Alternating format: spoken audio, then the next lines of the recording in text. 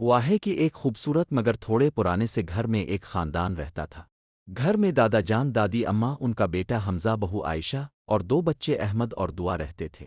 दादी अम्मा पूरे महल्ले में कुंजो सास ऊ के नाम से मशहूर थीं।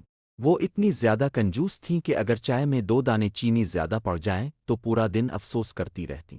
एक दिन सुबह नाश्ते पर दादी अम्मा ने फ्रिज खोला और जोर से चीखें, अरे हाय! किसने ये आधा टमाटर ज़ाय किया? ये तो कल सालन में डालना था। अहमद हंसी रोक ना सका। दादी जान, आधा टमाटर भी कोई संभालता है? दादी ने फौरन टमाटर उठाकर रुमाल में लपेटा और बोले, बेटा, जिस घर में आधा टमाटर बचाया जाए वहाँ पूरा महीना सुकून से गुजरता है। आयशा, जो बहुत समझदार और नर्म दिल बहू थी, खामोशी से मुस्करा दी। मोबाइल वाले बच्चे। घर में एक अजीब आदत बन गई थी। कहा, ज्यादातर मोबाइल में मसरूफ रहता हमजा खबरें देखता, बच्चे कार्टून देखते हैं, यहाँ तक कि आयशा भी रेसिपीज देखती रहती हैं, और दादा जान और दादी जान सब के चेहरों को उदासी से देखते हैं।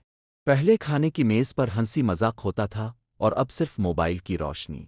दादी अम्मा की कंजूसी रोज नए किस्से पैदा करती। एक दिन उन्होंने साबुन के छोटे छोटे टुकड़े इकट्ठे करके एक नया साबुन बनाया।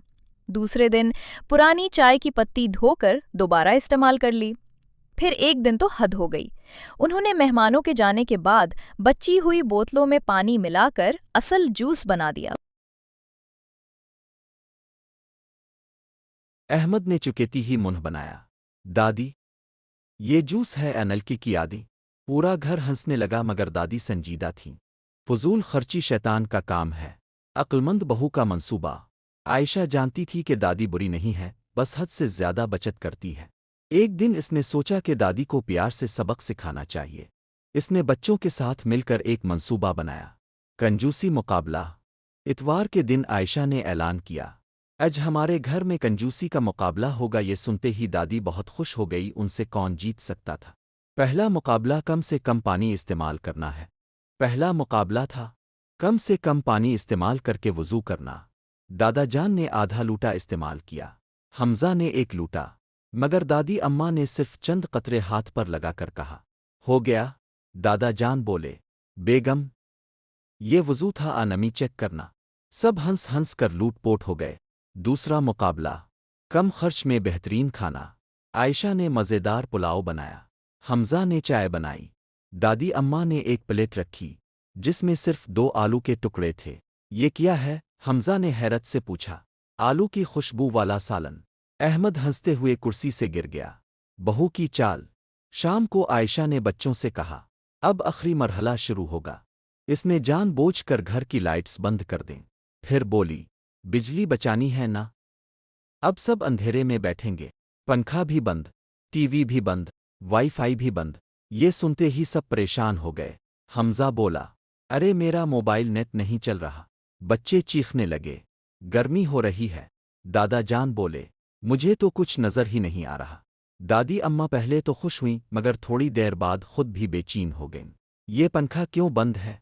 आयशा मुस्करा कर बोली, उम्मी जी, बचत कर रहे हैं ना। 6 देर बाद आयशा ने आहिस्ता से कहा, आमी जी, बचत अच्छी बात है, लेकिन अगर बचत की वजह से घर की खुशियाँ ख़त्म हो जाएं तो फिर वो कंजूसी बन जाती है। पूरा कमरा खामोश हो गया।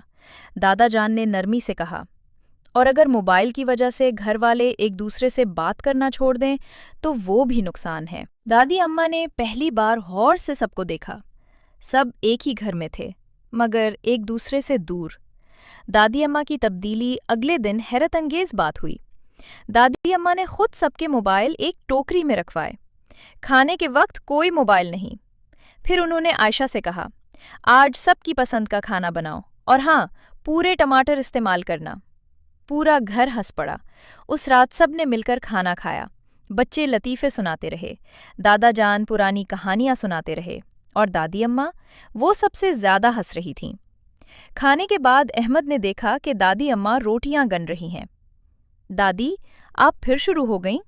दादी शर्मा कर बोले, अरे नहीं, बस देख रही थी कि कल नाश्ते के लिए कितनी बचेंगी। आयशा ने हंसकर कहा, अम्मी जी, अब फिक्र न करें, घर में मोहब्बत हो तो रिस्क खुद बढ़ जाता है।